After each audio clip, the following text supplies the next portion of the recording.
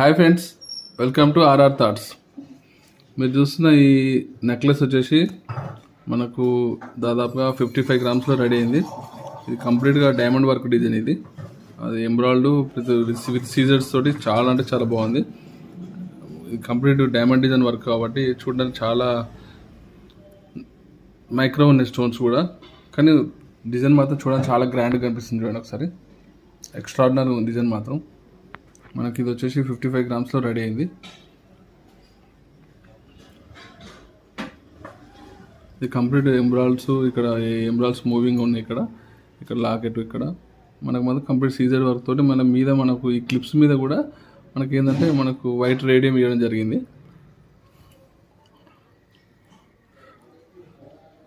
చాలా బాగుంది డిజైన్ మాత్రం.